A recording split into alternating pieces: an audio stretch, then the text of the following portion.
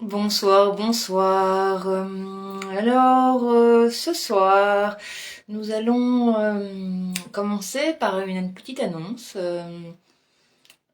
Je voudrais offrir chaque semaine, avec un tirage au sort, je vous ferai une petite publication par écrit qui précise comment je procède pour un soin ponctuel, un soutien, ce que je nomme l'envoi d'une graine d'éternelle lumière ou amour, qui vient se présenter sous la forme d'un végétal, qui est chaque fois différent, selon le moment de la personne et son individualité, qui vient parfois apporter des remèdes dans la matière aussi, et qui est porteuse de messages symboliques qui parlent autrement que par les mots.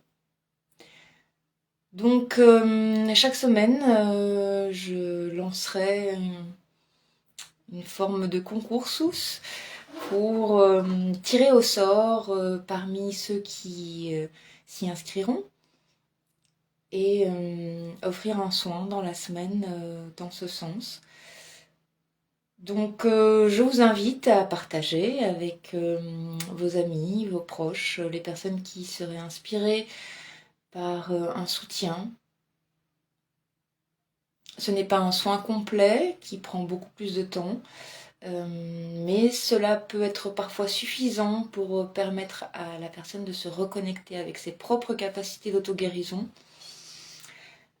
Ce qui est le sens des soins complets aussi, mais on va plus loin ensemble et émerge à la conscience plus de précision. Ce qui rejoint le thème du jour. C'est une question qui revient souvent. S'il est possible à travers les soins énergétiques de libérer des mémoires, des héritages, ce que l'on pourrait nommer des mémoires cellulaires, karmiques ou familiales.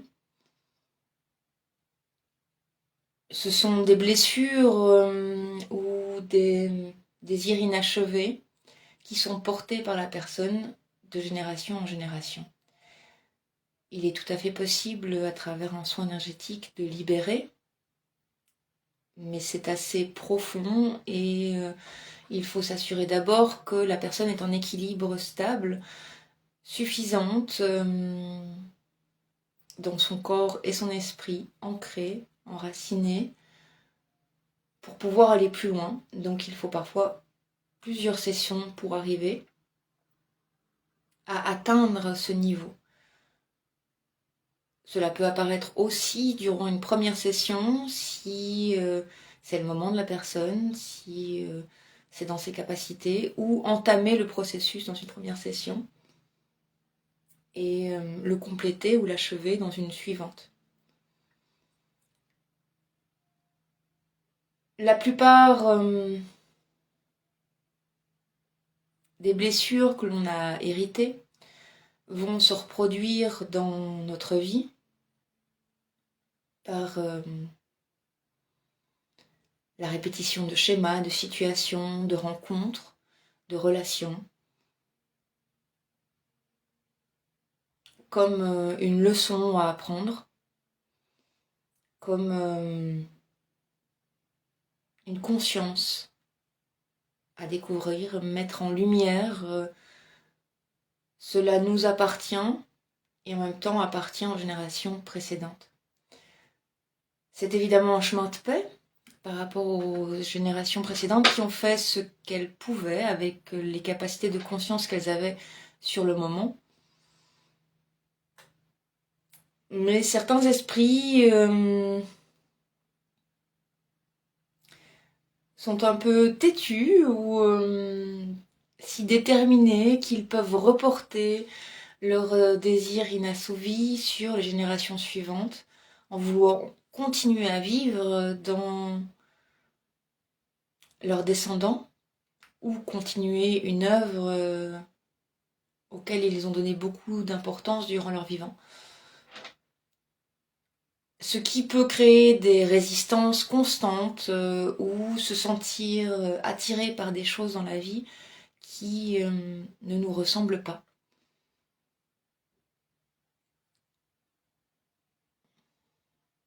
Tout comme nous pouvons avoir des sensibilités, des difficultés avec certains thèmes dont nous ne voyons pas les racines dans notre propre vie. Si l'on regarde notre propre histoire, nous ne comprenons pas pourquoi il y a des réactions si intenses, si brutales parfois par rapport à certains mots, certaines rencontres ou situations, événements qui font émerger une émotion puissante qui n'a pas de sens ou qui ne semble pas avoir de sens dans notre propre histoire. Cela peut être relationné à des traumas ou des blessures des générations précédentes qui sont gardées en mémoire cellulaire dans le corps, ce que l'on pourrait aussi nommer des mémoires génétiques, qui ne se construisent que sur des habitudes. Donc nous pouvons changer la plupart de notre génétique, c'est un héritage, un présent, avec du bon et du moins bon que nous recevons, et nous pouvons transmuter le moins bon vers une élévation, une purification, une guérison. C'est toujours un mélange de guéri avec une gratitude pour toutes les lignées qui nous ont amenés à être vivantes ici, même s'il y a parfois des tensions, des conflits de génération en génération, dans une même famille, entre proches, avec ses parents ou ses grands-parents, d'avoir des perspectives différentes sur la vie, qui peuvent sembler s'opposer, ou s'éloigner tellement qu'il est bon de prendre distance. On peut quand même maintenir cette gratitude de la vie,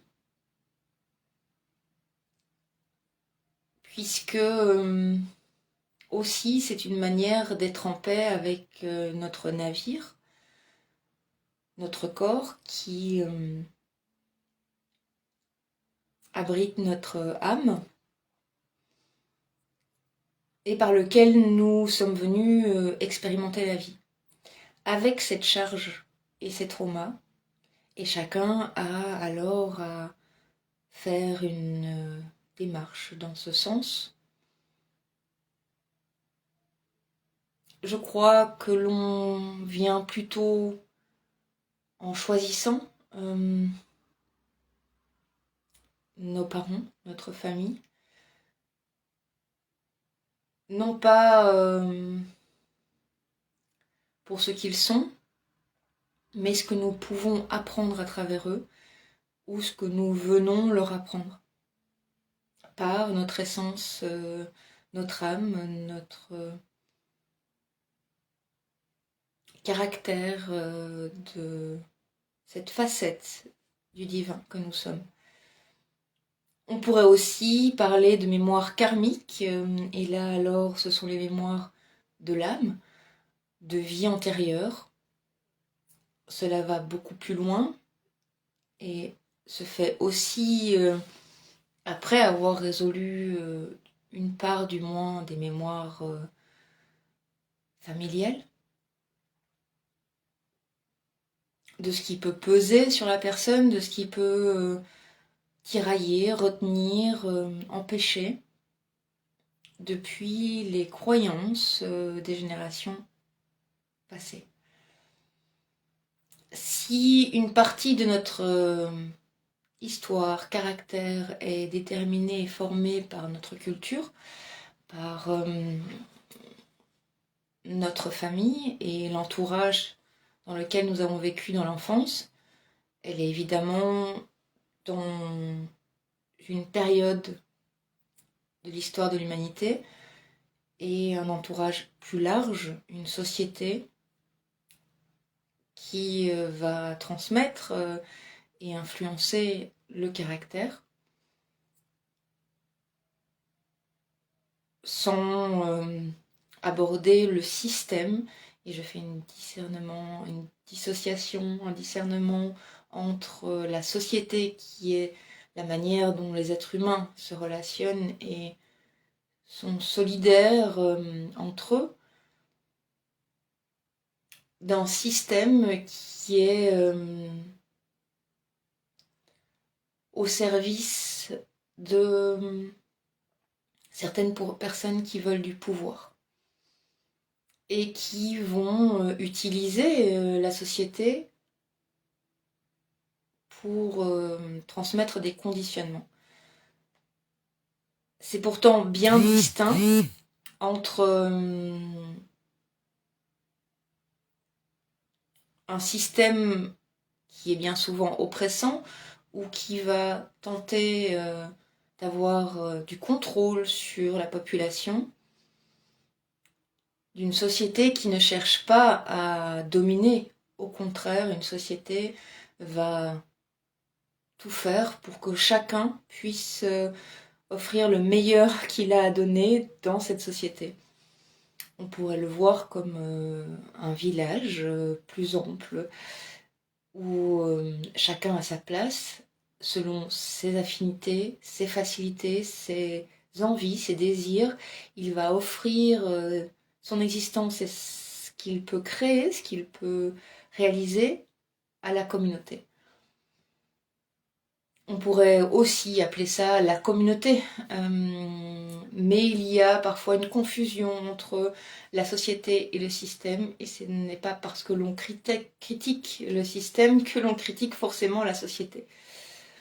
Après, il y a des expérimentations qui se font et des personnes au service du système ou qui sont absorbées ou sous le contrôle du système qui vont reproduire ou transmettre ce système dans la société. Et je crois que c'est important de différencier. Parce qu'il y a souvent un mélange et une confusion, et que c'est souvent en fait fusionné l'un à l'autre, ce qui rend difficile justement ce discernement.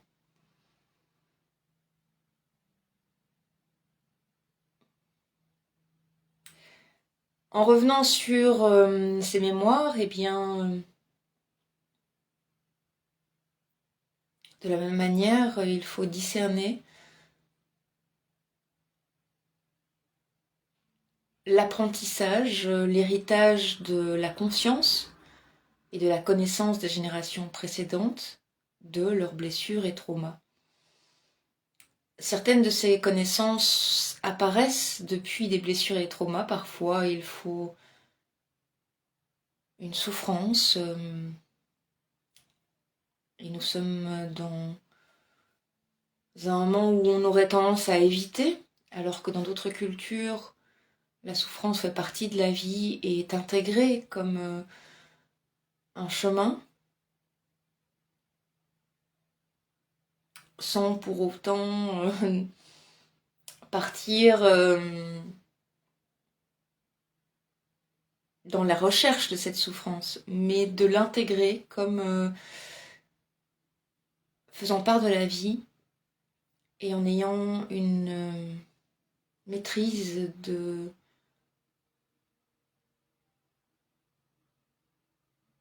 sa manière de le recevoir, de le vivre. Une forme de paix qui apporte aussi une paix avec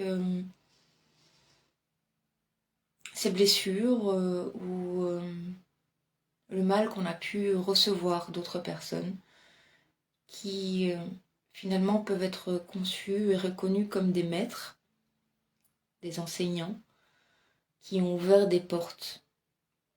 Ces portes auraient peut-être pu être ouvertes à la douce, mais en prenant certainement beaucoup plus de temps, alors que, avec un choc, parfois brutal, elles s'ouvrent en grand et nous amènent ou peuvent nous amener à des illuminations ou des compréhensions directes qui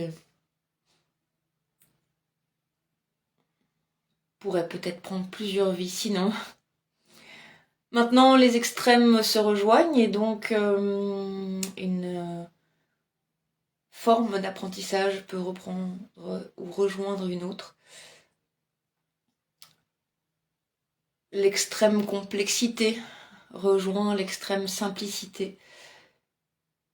Et parfois, c'est plus complexe de revenir à quelque chose de simple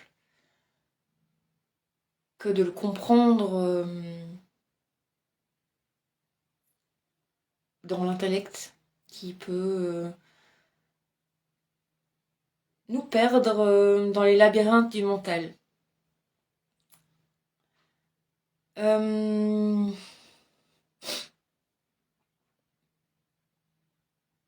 Dans cette libération de ces mémoires, il y a donc un chemin de pardon, de gratitude, de reconnaissance de ce que nous avons reçu,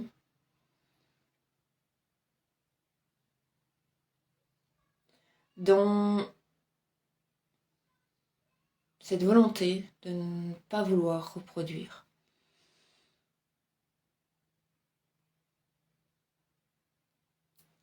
Et cela rejoint aussi les causes ou les racines de certains conflits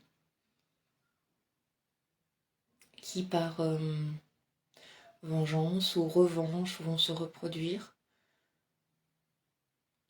en nous, dans nos relations ou à plus grande échelle, ce qui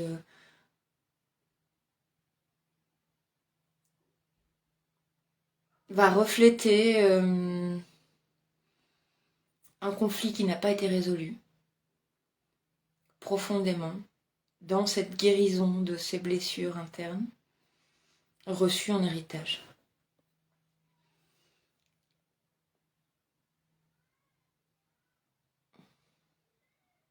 Pour les guérir, il y a une part de compréhension,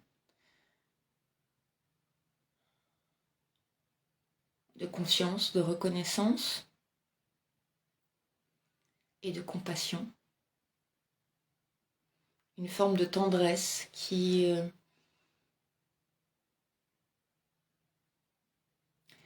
va accepter et assimiler les limites, les incapacités à comprendre, changer, jusqu'à un certain point d'évoluer ou d'élever encore sa conscience de forme de cristallisation de l'esprit qui n'arrive pas à aller plus loin.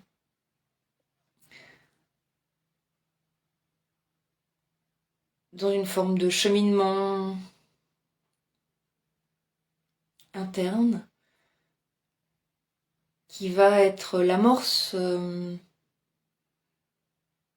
ce qui va permettre à ces mémoires cellulaires de se détacher d'elles-mêmes, parce que nous aurons tendance à retenir comme part de notre personnalité. Et cela fait partie du processus d'accepter, de pouvoir assimiler, de nous déshabiller de certaines parts de ce que nous considérons comme notre personnalité. Cela peut être déstabilisant et demande un soin préalable ou une rencontre préalable qui se dédie à cette conscience de pouvoir être et exister sans se sentir ou appartenir à une lignée ou tradition ou famille,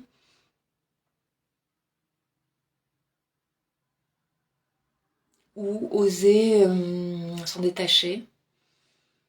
Il y a parfois des résistances dans une forme de fidélité à cette famille.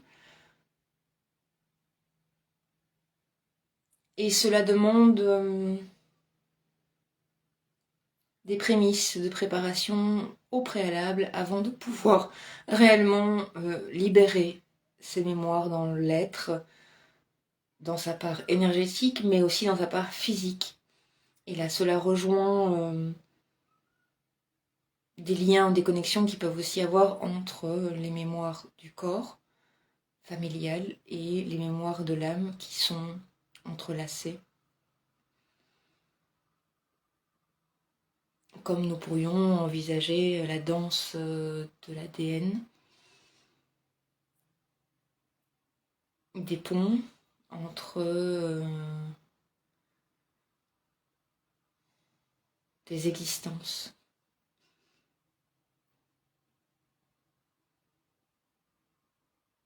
Voilà, donc il est tout à fait possible, à travers un soin énergétique, de pouvoir se libérer. Parfois il faut un temps pour l'intégrer, et un temps ensuite peut-être pour faire un cheminement par rapport à ça, ou avoir parfois un soin quelque temps plus tard pour vraiment intégrer. Cela peut se faire de soi-même aussi, au préalable ou ensuite, pour rester dans cette libération, comme lorsqu'on atteint l'illumination, c'est plus complexe de rester dedans que de la voir. Il est assez simple de pouvoir frôler, toucher une conscience, mais vivre au jour et la nuit avec et la traduire dans nos actes et nos pensées, c'est plus compliqué. Cela demande de la pratique, de l'attention présente et consciente pour être.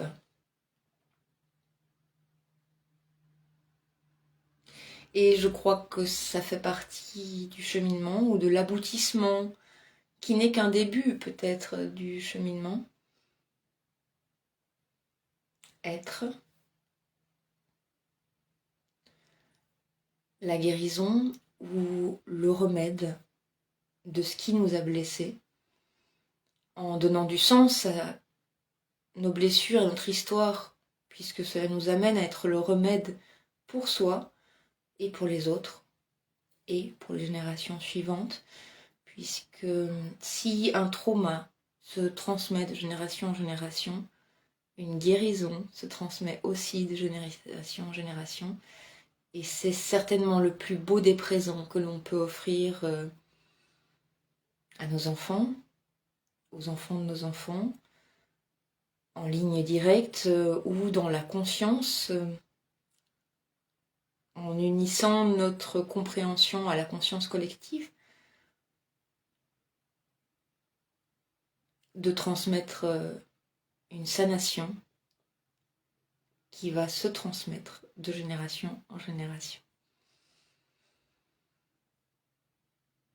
Une libération des blessures, des traumas qui sont dissous tout en gardant la sagesse inscrite dans les mémoires cellulaires karmiques.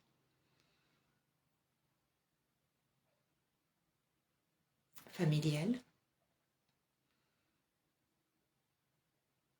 les mémoires de l'âme et du corps. Voilà pour le thème du jour. Donc là, je vais poursuivre avec une rencontre avec d'autres praticiens, praticiennes, thérapeutes, aux voyageuses entre les dimensions, voyageurs qui vont apporter leur regard et leur perspective sur les énergies du moment.